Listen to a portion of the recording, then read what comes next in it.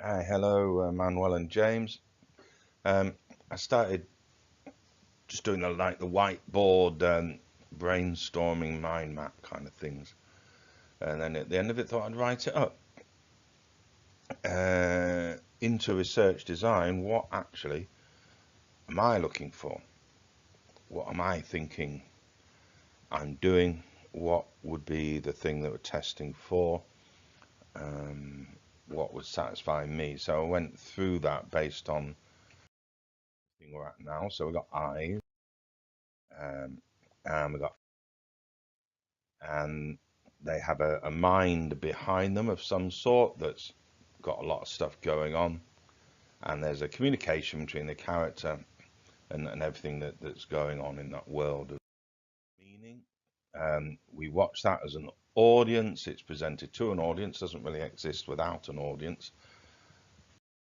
What is that like? It's a mirror. Art is a mirror of society. It's part of society. It's just part of everything we do. Or it's an art form with that message, and it's a continuum between the two of those, and those kind of general views, particularly because it begins with M. What about meeting? And I think that's much more like it, like the Martin Buber I and thou philosophy, which Sherry Turkle was using in artificial intelligence, in robotics. This sense of we know who we are subjectively when there's enough thou, when there's a you, as well as an I, as well as a me. There's a you, there's an I and thou.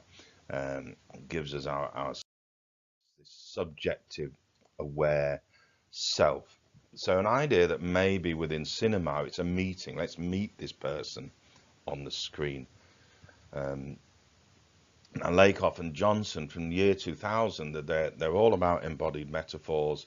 That's been taken on in lots of ways, cognitive linguistics. And presumably, I haven't traced it yet into the Society of Cognitive Studies of Moving Image, into that field. It must be there as well, this sense of metaphor. For Lakoff and Johnson, these eyes are actually perception. It's not a metaphor, perception, it is perception. Because they're saying that the brain is biologically built around metaphor. Metaphor has always been there with our language. We have developed the brain and these neural ways of processing language, etc. So it fits in with the natural aesthetics analysis as well. The triangulation that we're close to a natural biology here with the metaphors, as well as a psychology and as well as a phenomenology. There's an experience of this as an idea. So we've got this sort of theoretical result of the literature review that creates a sense of, okay, right, I can live with this in terms of my initial thoughts around that people aren't real enough in the cinema, and there's a different way of doing it that's different from theatre and different from literature, which has essentially hijacked cinema. In a sense, hijacks maybe not the word. So eye accessing cues. If agent actors, so agent, a word from the embodied field and the cognitive field, and the senses recognized within narrative. So partly sort of searching for new ways to reframe everything. But agent actors, can they reproduce or present accurate or authentic eye accessing cues?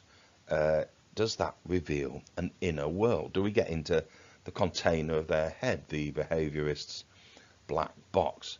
Once we're in there, what are we accessing? What are we meeting? Part actor, part character, and there's various acting theories that Philip Zerilli was working on before he died this year, around how that might work, and the sort of sliding scale, acting to non-acting. So essentially, perhaps I am saying eye movements are the window to the soul. Bordwell, of course, dismissed the eyes. He said it's more about the expression around them. You can't get anything from these eyes, a pupil, an iris, or whatever. It's very, very little information, not anything, but very little information. However, eye movements, in my model of eye accessing cues, and in any model and identifying of cognitive eye movements, then there's an awful lot there. So we're looking at how people think. So in that sense, it's a window into what somebody is thinking. My model gives us a sensory mapping of what they're thinking. Other models will give something else. An actor, a performer, a filmmaker, a film viewer will be aware of a sense of a person thinking. And because most of the eye movements are staring in cinema, between people especially, it doesn't add up. So there's a lot to it, even beyond my eye accessing cues. But eye movements, the soul. So we have a communicating container, hopefully becoming a conscious container.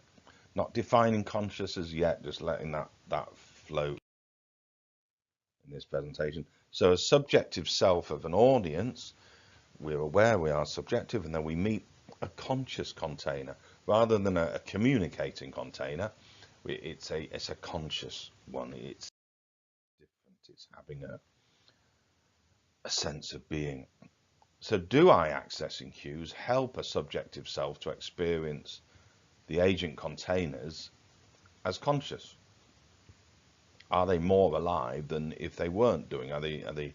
You could throw in the word more real, but I think the thing I'm getting at is a sense of consciousness. I am about that meeting, about trying to get what a person actually is, as opposed to what a dramatized character is, which is basically a delivery mechanism for literature, in the same way a cigarette is a delivery mechanism for nicotine. So the subjective container, where do we go there? Old friends. So it's kind of like, I got a sense of like, if they're conscious, like you see the film again, they're alive. If there's that sense from somebody, if they're alive enough, as Sherry Turkle would say, as a robot, to be alive enough to give us satisfaction of meeting a conscious being, then you know what they say, an old friend, you kind of know what they're going to do. I got to go and see so and so, but it's always useful. It's always a lovely thing, and you get more from it. Be happening, certainly might be happening in terms of the defined, framed containers that are fixed. In terms of it's done in a film, it's a defined thing. But do we notice the eye accessing cues? If we do, or if we don't, I would put forward quite confidently that it depends on what we're looking for, where our attention is, and how we're feeling. It's our state.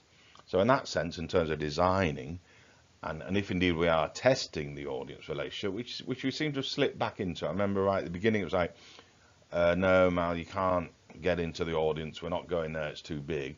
We've slipped back into this with this idea of filming a film with EACs, one without, and then testing the audience if they notice, etc. And they might not notice. So this is hence me brainstorming the whole thing. So, okay, so maybe they don't, but there's the idea. I want to test what mood they're in, they watch, because I want to assess the meeting. So the idea that subjects will view the film a second time, a week later, a day later, whatever. Not sure what that is yet. Without expecting to, so not planning to digest it, knowing they're going to come back. Maybe they know they're coming back to see something else. And then we can assess, like, is it different? Is it different to see an eye accessing cues film a second time, another time, maybe 3, 4, 5, I don't know at the moment, than seeing a non-EAC film? Is that the different relationship? Does that go conscious? That go, it's alive, it's an old friend, I've noticed something different? Is that different process to seeing any film for the second time? Hence, compare those. Just a little side step here. I want them to ask, so bear with the words, but I want this person to ask a question that we're going to test them for a pre-existing mood or state. Would be an idea. Now you could do is like a scale and that kind of, that there are standard psychology tests, of course, we could use, but how they are may well be appropriate. What if we can get them to ask a question that's very, very specific for that individual? So we're not only getting a survey of standardized moods as such, but we're getting a specific thing that they're bothered about right then and there. Now, this is why I've thrown at the casting link. It goes back to the artificial intelligence, the robots, and a sense of relationship between us and something that is alive enough. Is the film character alive enough? You got narratology versus ludology now, but essentially, Arspeth or Airspeth, a Norwegian analyst, identified about half a dozen types of link in a computer game, in that kind of system, an interactive system.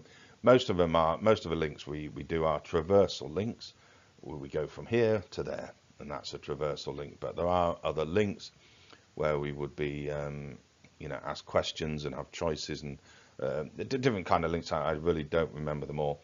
At the time of reading it, I think, well, the one they've missed is the casting link. If you go back to our first book, is the I Ching 5,000 years ago, our first known book, and that was a casting situation. You're casting the oracle. Just like the tarot cards, all that kind of thing. You have what a mathematician calls a perfect system. You throw something into that, you're going to get an answer. And there's a lovely sense of satisfaction from that answer, like it always works. If you have a perfect system and ask it any kind of question, you get an answer that means something back to you because of the logic relationships involved in the thing. So if you've got a film, it's a fixed kind of work of art, a fixed I Ching, it's a fixed tarot set.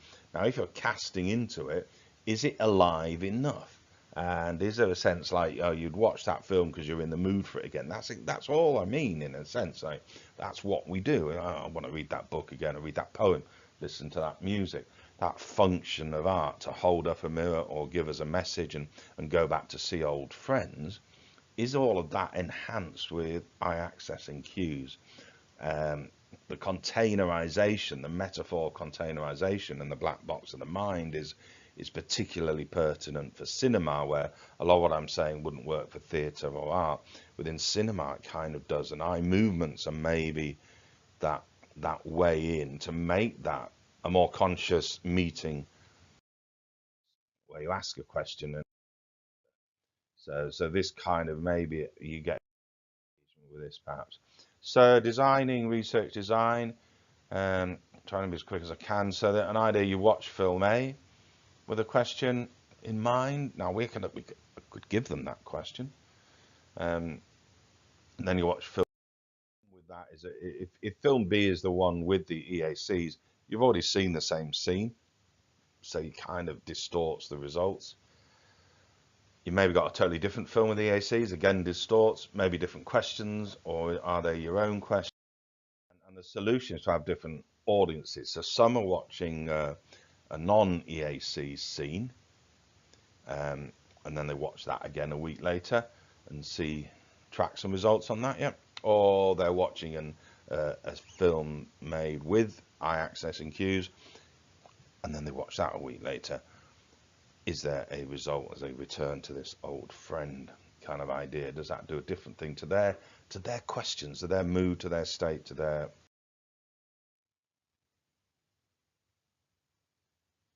So final slide, summing up, that's what I'm thinking I want to test for, that sort of consciousness. Is there a sense that within that container is something that's different from other actors?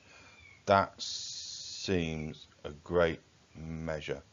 I don't know if that's an owl outside or a firework thing.